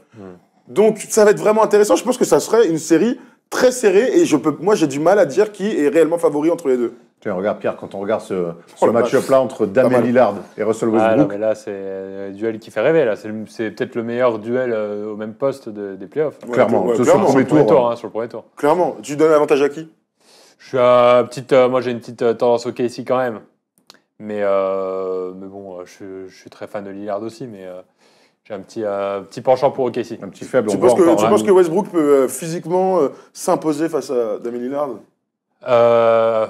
De toute façon, il est tellement complet que même s'il gagne pas le duel des points contre Lillard, il pourra distribuer, il pourra laisser jouer aussi Paul George si ça s'accorde pas. Ce qu'il a plutôt bien fait tout au long de la saison. Ouais. Ouais, complètement. Et puis Après, cette dernière action et puis sur surtout, Paul George. on se rappelle que l'année dernière, Lillard C'est et McCollum avaient été muselés clairement par Rondo et Drew Holiday. Énorme des surprise, Pelicans. d'ailleurs, hein. Ils avaient sweepé les Blazers. Alors on imagine que les Blazers, ils l'ont encore ici, C'est et clair. qu'ils vont revenir revanchards.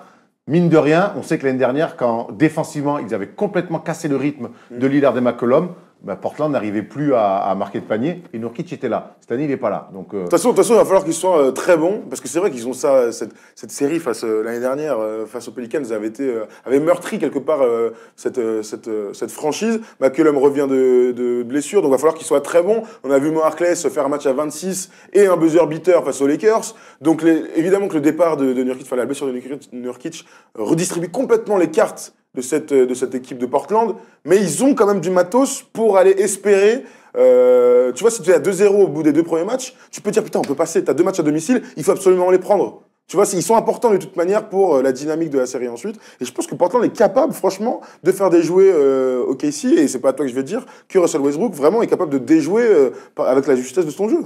moi, ce qu'il faut faire pour Portland, c'est les amener le plus loin possible dans les matchs et que ça se joue sur les money time. Alors, OKC, tu veux dire?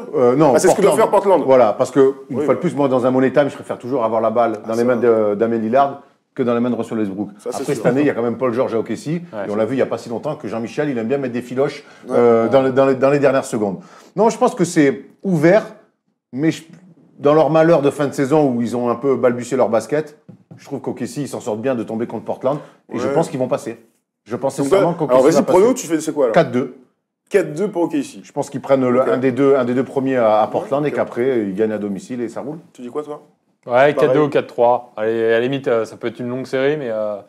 4-3, ça veut dire qu'ils gagnent le 7e à Portland. Ouais, mais bon. Sachant Sachant que regardez, dans la confrontation toute la saison, ils sont à 4-0. Hein, OKC, Ouais, Portland. Ouais, OKC, c'est Ouais, en en plus, plus, ouais. ouais. Donc ça n'a Tu pas dis, l'air d'être... avantage. Moi, petit soutien pour Paul George. Vous savez que j'ai fait la même université que lui. Hein. Ah ouais? À la même année. Ah bon, c'est... Attends, Ouais. je l'ai la fac. Allez, vas-y, Erwan.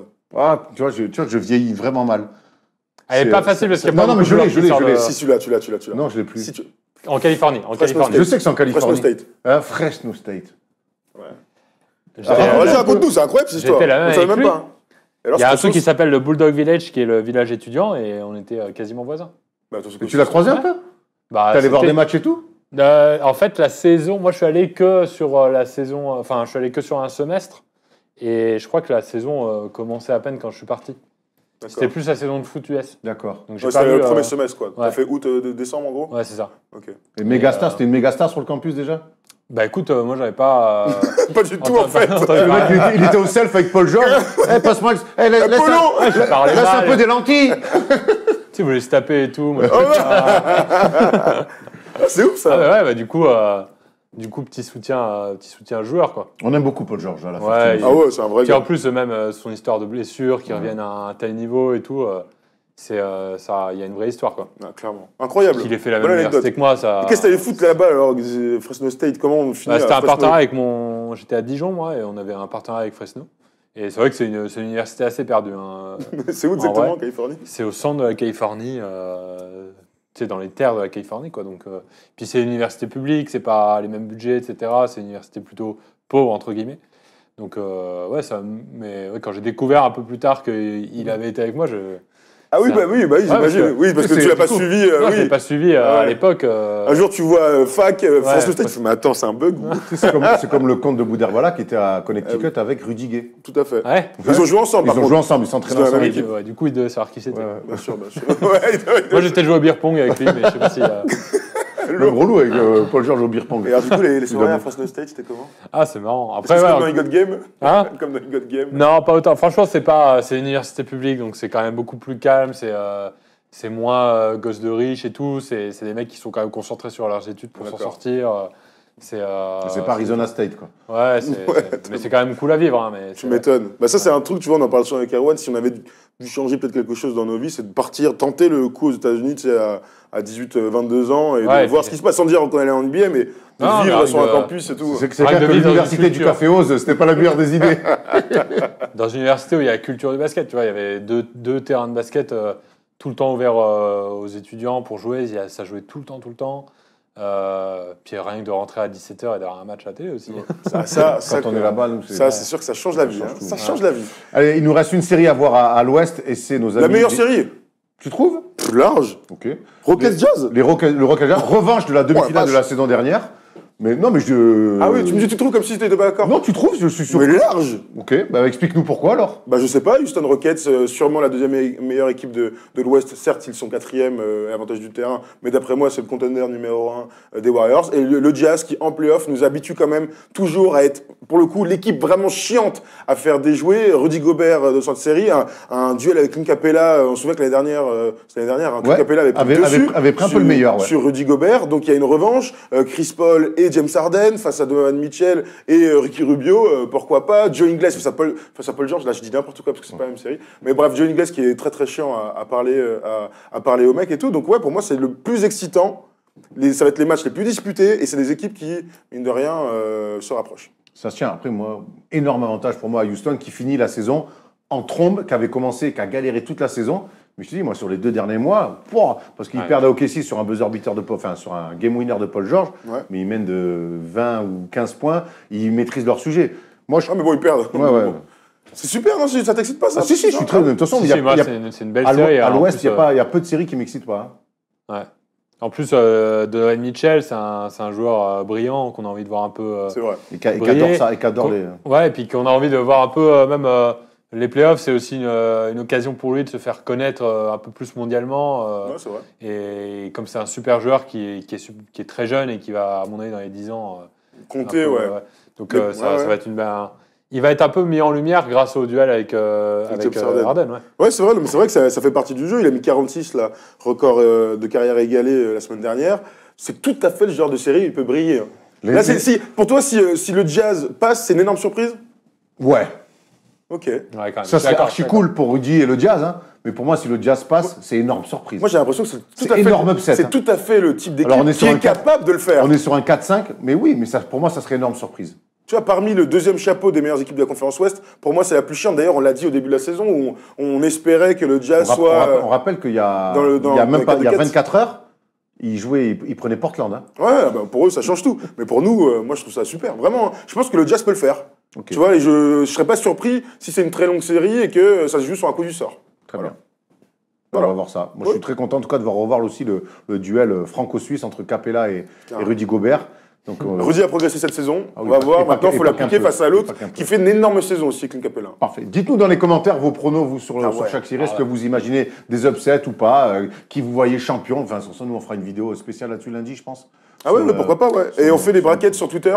Donc, dès ce week-end, n'hésitez pas à nous répondre avec vos brackets pour voir qui voit qui.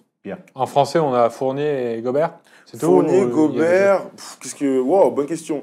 Il y a Leonard Bouzélé à Sapa, Boston. Il y a Très Bouzélé. peu. Il y a Nilikina Onik. Ah non, pardon. Il y a qui d'autre? Peut-être que Bolo, si t'as quelqu'un en tête. ou Tom. Miami, ça passe Non. pas. Bon, en tout cas, c'est les deux Français Ouais, un les peu deux Français. iconiques. Ah, bien sûr, bien sûr, bien sûr, bien Il sûr. faut les soutenir un Il y peu, a mais c'est Bouzélé, vrai ouais, contre donc avec Boston, Boston, ça mais, va être dur. Moi, j'en vois pas d'autres de tête, mais on doit sûrement en oublier. Donc, bref. T'es prêt pour le quiz? Oh là non. Oh, Allez. je pars là. En fait, Allez, Pierre, vas-y. vous savez à quelle heure on tourne cette émission? J'ai faim, j'ai faim. Allez, un petit quiz rapide et après, promis, on va manger. It's Lillard. He got the shot off. Lillard, Il y a quoi? Il n'y a que moi qui réponds ou... Non, on est Non. tous les deux. Ah ok, on est ensemble. Non. Un contre l'autre? Oui. Oh, il va m'exploser. Ah, Ben, après, j'ai adapté un peu les règles. Alors là, on va commencer avec des photos qui racontent un petit peu ce qui s'est passé cette saison. Ok. Voilà. ah, OK? ouais. Donc, Tom, sur chaque photo, toi, tu peux pas répondre, tu as 5 secondes de Ok. moins que Pierre. Pierre, me tu as va. 5 secondes seul où tu Oh. peux Ça répondre. va. Non, mais je te laisse vraiment. Ok, vas-y. Non, mais tranquille. C'est comme un match de Coupe de France. Il y a T'inquiète. deux divisions d'écart, de 7 à 14 points. Derrière chaque photo, il y a une histoire sur la saison. Ah, Vas-y, bah, on envoie. très bien. Ah, ouais, vas-y, très bien. Avec very pleasure. Ça, c'est les larmes de Diros Bravo. qui fait 51 points. En plus, il y a l'histoire derrière. En plus. Ah, bah, ça. en plus, tu veux nous raconter à chaque fois l'histoire, En mais plus, ça tu me racontes régale. l'histoire. Ouais. C'est exactement ça. 51. C'est le larme de Diros qui bat son record en carrière avec 50 pions. C'était au tout début de la Ouais, saison. et c'était un moment incroyable. Ouais, c'était beau. Moi, je suis très fan de joueurs. J'ai été très fan quand MVP 2011. Donc, ça montre bien que je suis pas très fan puisque j'aime pas. Il est Non, rookie mais de l'année en 2009, ça passe. C'est un joueur qui a toujours eu un jeu un peu futuriste et tout, et voilà, on connaît son histoire, mais c'était tellement beau ce début de saison, ça n'a pas duré très longtemps, ça a duré 2 mois où c'est un peu enflammé, jusqu'à peut-être Ouais, jusqu'à janvier, février. ouais, janvier quand même. Où C'est ça une bonne va saison, mieux. hein, quand même. Ouais, il fait une bonne saison. Hein. Jusqu'au All-Star Game où on a cru qu'il allait être. Enfin, il y a eu des débats Ouais, sur le c'est fait vrai. qu'il soit dans le. Bah, les votants votaient pour lui. Ouais, Il c'est était ça. dans le 5. Et après, il s'est quand même fait. Il a même pas fait l'All-Star Game au final, non. c'est un peu moche d'ailleurs. Mais Bon, après, il y a de la concurrence. Hein. ouais, bien sûr. Mais... En tout Alors, cas, c'était bien de le revoir comme il ça. a eu son petit moment de gloire cette année, ça Clairement. fait plaisir. Et puis en plus, les Wolves étaient quand même aussi cool. Axo Mayola et tout. Ouais, Ouais, c'était- 1-0 pour Pierre. Ah, Thomas, tu dors, hein. le On buteur, en enchaîne. plus, but extérieur. Mais là, t'es vraiment tombé sur oui. la petite histoire que j'ai suivie cette Bravo, année. j'ai qui me presque tenait envie à de te cœur. donner un deuxième point. Ouais. On enchaîne. Ouais, je reconnais. Alors, c'est Westbrook, mais qu'est-ce qu'il a fait?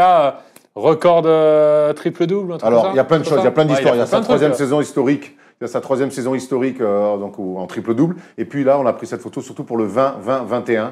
Donc un triple-double incroyable et qu'il avait, Ouais, qu'il d'accord. avait notamment dédié C'était il y a pas longtemps, à hein. Nipsey Hussle, son Ouais, ami Ouais, c'était à rappeur, 2 semaines. ouais. 2 semaines, ouais, maintenant. Hein. 2 semaines. Bon, 2-0 du coup. Putain, 2-0. j'ai le droit de jouer ou pas en même temps? Bon, bah non, vas-y.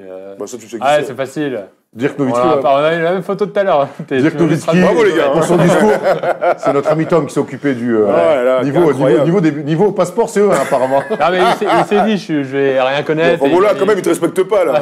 Mets-moi Maxime Kléber, quand même. Bon, Bon, bah pareil. Du Dwayne coup, Wade.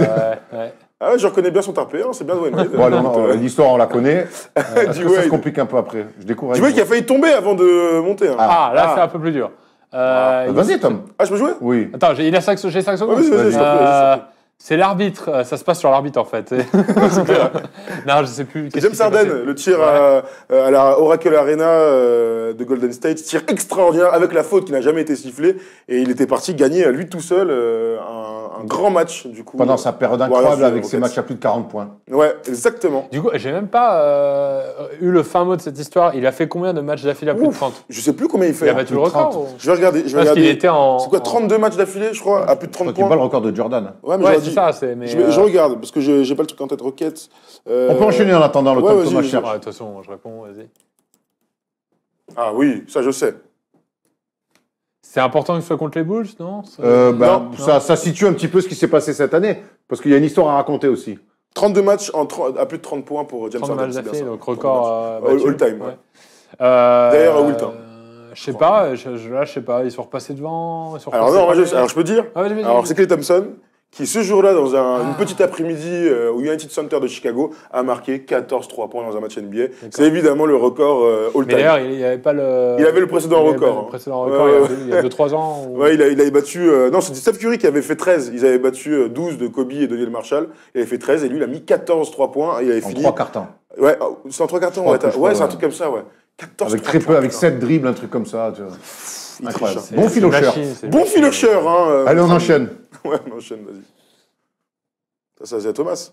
C'est Asia Thomas. Il y a mon nom en même temps. Ah ouais, je suis obligé. Si là, je sais pas qui c'est. Ah, C'est Asia Thomas pour son retour à Boston, qui lui aussi Ouais. avait eu le droit à un bel hommage, vu qu'il a laissé plein de beaux souvenirs. Beaucoup d'émotions cette année, hein. Ouais. Avec des mecs C'est ce que je dis vraiment. c'est ce que je dis dans mon édito. Ah, si complètement, tu veux. ouais, c'est une très belle saison. Très belle saison régulière. Ouais, c'est vrai. On Absolument. enchaîne. Ah, pas simple. Ma man. Un joueur qui a été transféré cette année. Pourquoi il est dans le quiz, lui? Parce que justement, ça fait partie des trades avec Tobias Harris, tout ça et tout. C'est Landry Shamet. C'est Landry Shamet, D'accord. le D'accord. rookie shooter de Philadelphie, qui a été très bon à Philadelphie, qui a été transféré. Qui était chez les bon à Clippers. Philadelphie, très bon aux Clippers. Très bon aux Clippers. Ouais. Et donc, c'est surtout pour expliquer qu'il y a eu ce transfert plutôt bien senti de la part des Sixers pour construire une équipe pour aller directement en finale. Donc, récupérer Tobias Harris, un joueur All-Star, qui lui aussi, le changement de franchise ne l'a pas Absolument. gêné. C'est Donc, pas ce joueur-là qui a pris pendant le match? Non, c'était qui déjà? qui a quoi Qui a pris Le joueur qui a pris son transfert pendant le match, il était sur le banc. Ah non, ça c'était Harrison Barnes. Harrison Barnes Avec à Dallas. Dallas. Il était échangé Ah ouais. contre à Sacramento. Et oui, c'était complètement fou cette phase. Ouais. Elle Absolument. est peut-être dans ton quiz. Non. ok. Non, mais bien vu. Ouais, bien vu. On enchaîne, je sais plus combien il en reste. Ah, bon, ça c'est un mec qui ne portera absolument pas le maillot cette année, hein, Anthony Davis. Ouais. Ah, quelle tristesse C'est un photomontage là? Ouais, bah oui, T'imagines? forcément. Il n'y a même pas de numéro. Non, il n'y a même pas de numéro. Ouais, Anthony Davis. Ouais, bah ouais. On a envie de le voir au Lakers. Ça aurait été. Ça, ouais, ça, toi en tant que Ah fan ouais, des Lakers, ça Ah oui, aurait je te été- confirme, moi j'aimerais Ouais, bien qu'il vienne. ouais. Ouais, il vient quand il veut. Hein. Ouais. J'adore Lonzo, mais bye bye. Hein. Ah, compliqué. Ah, le nom, je sais pas, j'ai oublié comment ça s'appelle, Ah. mais c'est le GM des New Orleans. Bon, tu Ah vois. si, c'est. Non. Del Dems. Del Dems, ouais. Alors, c'est lui qui a. Refusé. Qui ne répondait même plus à Magic Johnson lors des dernières tractations pour faire venir Anthony Davis. Il a vraiment tout coupé et ça lui a coûté sa place. Il s'est fait virer 2-3 semaines après Sacrifice. le non-transfert de Anthony Davis. A engendré Donc, ça et le départ de Magic Johnson c'est ça. d'ailleurs. Donc, c'est lui, complètement fou. C'est ça. Donc lui, il a perdu son taf et Magic Johnson s'est barré. Je pense que les deux avaient peut-être à gagner quelque chose. On sait qu'il était très intéressé par un deal avec les Celtics et Jason Pour Tatum intervenir, notamment, ouais. mais il fallait qu'il attende cet été. Il n'ira pas jusqu'à cet été. T'imagines s'ils ont fait tout ça pour transférer finalement Anthony Davis aux Lakers? Ce serait complètement fou ça aussi. Ouais, c'est bizarre. Ils sont en train, en ce moment, il y a plein d'entretiens pour savoir qui sera le prochain GM des Pelicans. Pas moi en tout cas. Non, moi non plus. Mais Anthony Peut-être Davis, pire. donc là, c'est sûr qu'il change, il a Oui, un fin de contrat oui, et tout. il a dit- Ouais, je revoir, pense qu'il est venu avec un t-shirt sur le dernier match. That's all folks. Ouais, Donc, bon, c'est dire bye bye Ouais. à tous. bye bye les amis. Coach Thibodeau, ça. Coach Thibodeau qui s'est fait virer cette année. Ah. Et un coach qui avait quand même, on se souvient à l'époque des Bulls, une énorme hype. Qui en a eu encore un Justifié. peu. Justifié. Qui est arrivé à Minnesota avec cette fameuse hype. Et petit à petit, en 2 ans, il s'est complètement flingué. Il s'est fait couper cette année. Je suis pas sûr qu'il retrouve du taf si vite, notre ami coach verra. Thibodeau. Hein. On verra. Ouais. On enchaîne. Ah. Ça, tu sais, ça. Ça, je te le laisse. C'est un de tes potes. T'es allé à la fac avec lui. C'est le gars. Le mec est allé. T'es allé à Syracuse. Un mec qui a joué à Houston, mais bon, c'est pas le meilleur passage qu'il ait fait cette année. Hein. Qu'on a vu aujourd'hui. On en a parlé déjà Il aujourd'hui. s'est fait virer, c'est un pote de Dwayne Wade, Ah, Carmelo. Carmelo Anthony. Ouais. Carmelo Anthony, 10 matchs seulement cette saison, il a retrouvé aucune franchise. J'avais derrière. même oublié qu'il avait joué. Tu vois, c'est à terrible, Houston, Ce qu'on appelle c'est les fins de carrière, là. Dwight Howard, Carmelo. Ça pue, quoi. On parle quand même de mecs, Ça pue. on parle quand même de mecs comme Nowitzki White qui font des fins de carrière, qui marquent les esprits parce qu'il y a des hommages et tout. Là, Melo, quelle Ouais. tristesse. Il a rien fait, la Mélo Pro, tu sais. Ah, d'accord. La La Melo Melo Ball. Ball, évidemment. On enchaîne, est-ce Mais qu'il y en a attends, du coup, encore il est encore un peu. Ah, il est dans le game l'an chaud, prochain, mais. ouais. mais bon, pour Après, ça, l'instant. ça reste un mec de 30, il est quoi, 84 83, 84, ouais. 84, ça reste un 85, mec donc de 34 ans qui n'a pas joué depuis 6-8 mois. Et qui n'a pas l'air de vouloir Ouais. d'avoir un petit rôle. C'est Donc, ça, qui bon. veut beaucoup de ballons. Ouais. Ouais. Tant pis pour lui. Hein. Bon, Ok, on va enchaîner. t'as été largement meilleur que moi, bravo. Ah, tu m'as battu, il doit y avoir 6-3. On va, pris enchaîner des points sur les, faciles. on va enchaîner sur les MVP de l'histoire, tous les gens qui ont été élus MVP. Toi, je veux pas un MVP au-delà de 90. Toi, tu me sors Wow. tous les MVP que tu veux. Putain, c'est super dur. Attends, pourquoi C'est un. Alors, après, ouais, ça a une L'un énumération. après ouais. l'autre, c'est une énumération. Oh la vache, moi j'ai Tu me pas donnes un après MVP, 90. il me donne un MVP. Par contre, il n'a pas le droit d'aller sur un MVP après les années 90. Ok, C'est dur pour lui. bon, t'inquiète, Ça c'est va, tranquille. on ça passe va. nos vies à faire Ah des ouais, quiz. ah ouais, C'est vrai. bon. T'inquiète, vas-y. Bon, bah, on va commencer par Dirk. Très bien. Michael Jordan. 87. Eh oui, bravo. Ouais, bah, ça va quand même. LeBron, Tout à fait. Moses Malone. Tout à fait. Kobe, Tout à fait. Magic Johnson. Tout à fait. Derrick Rose. Tout à fait. Larry Bird. Bravo. Tac. Alors après, on a Shaquille. Non Oui, oui, Ouais, 2000. Oui, Shaquille O'Neal, 2000. Tout à fait. Will Chamberlain. Will Chamberlain. Yes. Iverson. Attends. Will Chamberlain, ouais. 59-60. Bah, quand même. Et Will après, il y Chamberlain. en a 3 autres. Oui. Iverson. Tout à fait, Iverson. 2001. 2001, parfait. Bill Russell. Bill Russell. Alors, attends. Steph Curry. Bien sûr. Ouah. T'es bien, là. Karim Abdul-Jabbar. Oui. Putain, il est lourd ce jeu là, je suis à fond. J'ai un doute sur KD. Kevin Durant? Bah, N'en bien est pas. Bonne réponse.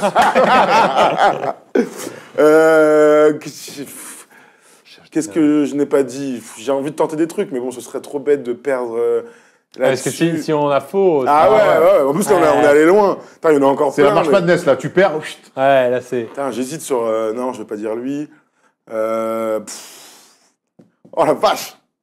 Allez, Thomas. Attends, j'ai dit Larry Bird, j'ai dit Magic Malone des années 80. Qui j'ai oublié dans les années 80? J'ai oublié qui dans les années 80? Je t'aide pas. J'ai dit Magic, j'ai dit Larry Bird, j'ai Il dit... n'y aura pas d'aide. Je vais pas dire à qui, mais forcément, je vais pas dire... Oh là là! Bon, je tente, mais j'ai Vas-y. peur. Si, je veux dire Jerry West déjà. Jerry West, c'est bon. Non. Jerry West, là-bas? Non, il n'est pas MVP. Jerry West, il n'est pas Non, MVP il est de pas l'histoire! Non. Jerry West, c'est jamais MVP? Non. Des années 60? Non. Dis voilà.